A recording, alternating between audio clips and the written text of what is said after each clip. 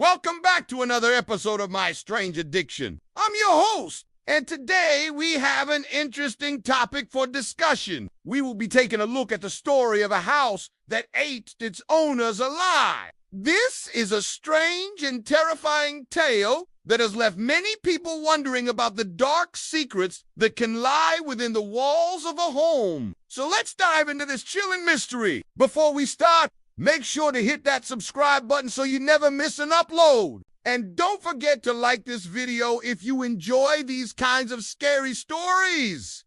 Let's get started. The year was 1979 when a real estate agent in Ohio named Ruthie Matson decided it was time to sell her home. She had lived there for over 20 years and had raised her children in the house. But now it was time to move on to a new chapter in her life. The only problem was she couldn't sell the house. No matter how much she lowered the price, potential buyers would always back out last minute. And soon she realized that there was something strange going on. As the weeks turned into months, Ruthie became increasingly desperate to sell her house. She had put it up for sale in the spring, but it was now the dead of winter and the holidays were approaching. Yet no one wanted to buy her home. It was as if there was a curse on the property. Then she remembered something strange that had happened while she was living in the house. A neighbor had told her that the previous owner had committed suicide in the basement, and suddenly everything made sense. Could this be the reason why no one wanted to buy her?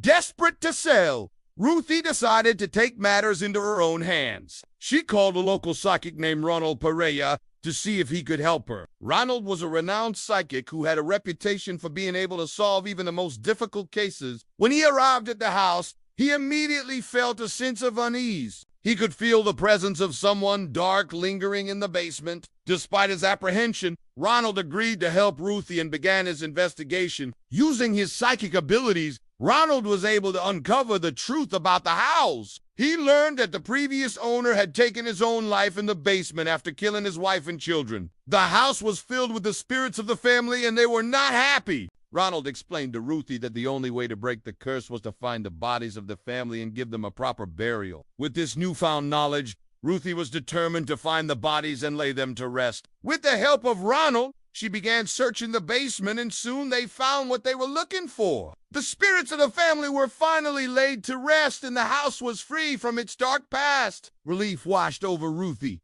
as she knew that she could finally sell her home without any worries. She thanked Ronald for his help and promised to keep him updated on the progress of the house.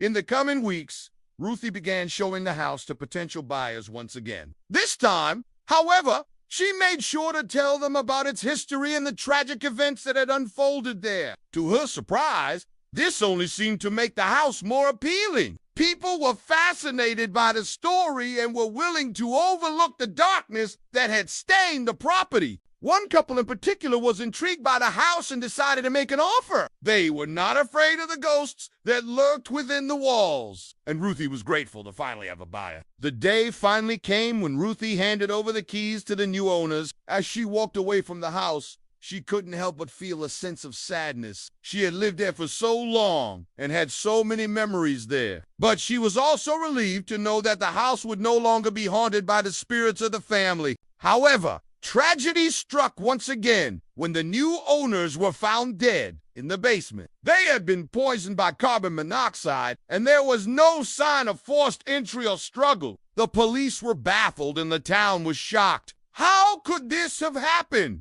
What could have caused such a tragedy? As the investigation continued, the police uncovered a disturbing secret about the house. The chimney had become blocked, which had caused carbon monoxide to build up in the basement.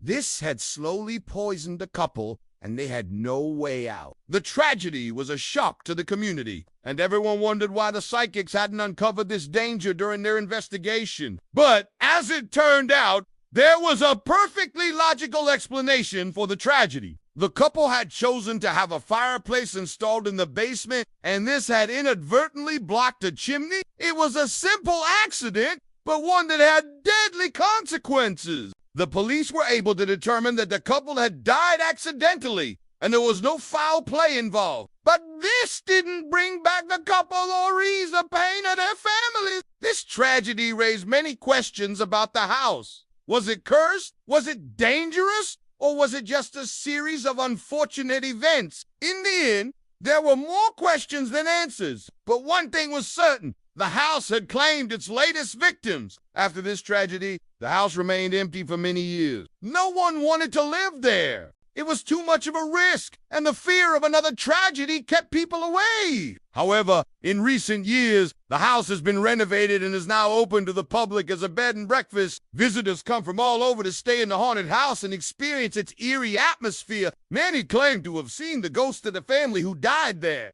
and some say they hear their voices echoing through the halls. This story raises many questions about the nature of tragedy and the mysteries that can lie within the walls of a house. It is a tale that has left many people wondering if it is ever possible to escape the darkness of the past. The House That Ate Them All is a chilling reminder that sometimes the greatest horrors can come from the places we least expect. In the case of this house, it wasn't just the ghosts that made it dangerous, but the very structure of the building itself. The chimney that had been blocked by a newly installed fireplace led to a buildup of carbon monoxide, which ultimately claimed the lives of 2 innocent people. This tragedy highlights the importance of safety and the need to be aware of the potential dangers that may lie hidden in our homes. It is a sad reminder that sometimes the things that bring us comfort and warmth can also lead to disaster. The story of the house that ate them all is a haunting tale that has captured the imaginations of many. The idea of a house that is not only haunted but also deadly is a terrifying thought, and yet it's a reality that has been experienced by many.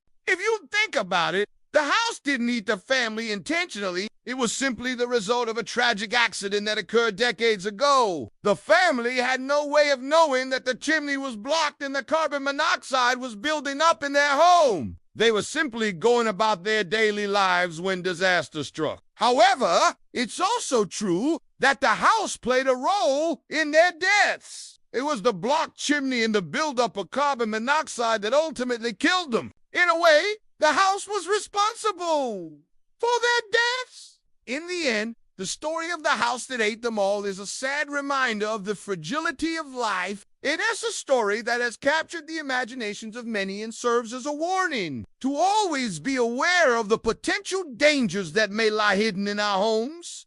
We hope you enjoyed this episode of My Strange Addiction. If you did, don't forget to hit that subscribe button so you never miss an upload. And please share your thoughts on this terrifying tale in the comments below. What do you think caused the tragedy of the house that ate its owners? Let us know in the comments. Thanks for watching, and we'll see you next time.